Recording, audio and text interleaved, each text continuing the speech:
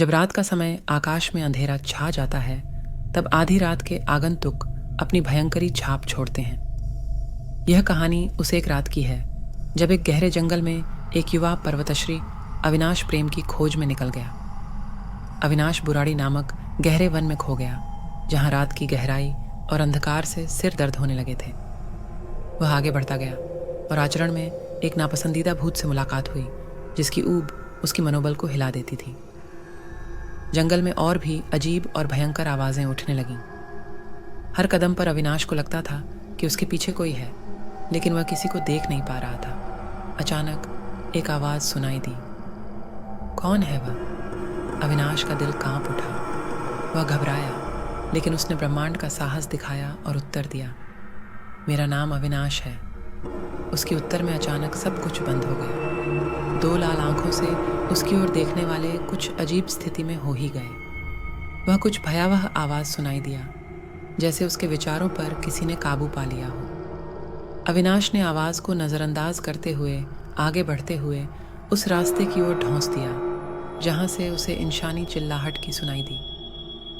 मन में दहशत से उभरी हुई अविनाश ने धीरे वहां पहुंचकर अविनाश ने एक पुराने हवेली की ओर देखा, जो अब आवाज ही नहीं रही थी। हवेली के भीषण स्वर से उसका मन उधेरा हुआ था, लेकिन वह निर्धारित था कि वह आगे बढ़ेगा। हवेली के दरवाजे पर पहुंचकर वहन ने एक उलझा हुआ लॉक देखा।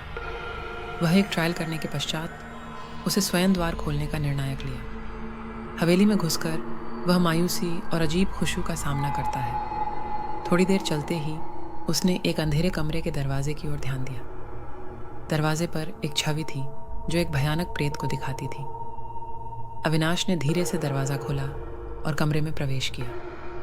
वहां उसने एक पुरानी कोठरी देखी, जिसमें एक पुरानी शव थी, जिसके चेहरे पर एक भयानक मुस्कान थी।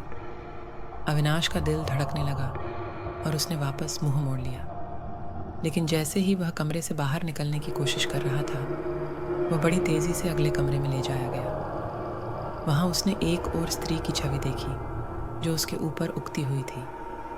वह दरवाज़ा बंद करने की कोशिश करता है, लेकिन वह अब प्रभावित हो गया है। वह कमरे में फंसा हुआ है और उसकी आवाज़ें हवेली में गूंज रही हैं। वहाँ से निकलने की प्रयास करते हुए अविनाश ने एक अजीब आवाज़ सुनी। तुम्हारा स्वागत है अविनाश, हम तुम्हें यहाँ बांध कर रखेंगे। अविनाश का दिल भीड़क उठा और उसके चेहरे पर भयभीतता का परचम लहराने लगा। उसने आखिरी प्रयास किया, लेकिन दरवाजे से निकलने की कोई संभावना नहीं थी।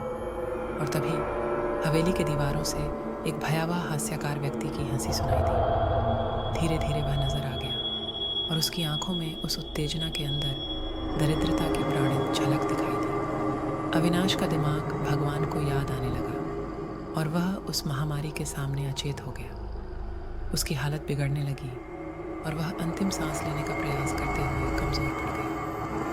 हवेली में केवल हंसी की गहराई और ध्वनि सुनाई दी, जैसे कि अविनाश की चीखें भी वहां किसी के कानों में गूंज रही हो। और तभी वह आवाज फिर से सुनाई दी, अरे अविनाश, तुम्हारी कहानी अब यहाँ समाप्त हो गई है। तुम यहीं बंद की गए हो हमेशा के लिए। और फिर हवेली का अंधेरा उसे अपने गोद में समाये लिया। इस वस्त्रहीन और बेहोश युवा को अब किसी के सामने देखा नहीं गया। इसी तरह रात के आधी रात के आगंतुक ने अपना भयानक प्रवेश अविनाश के जीवन में किया।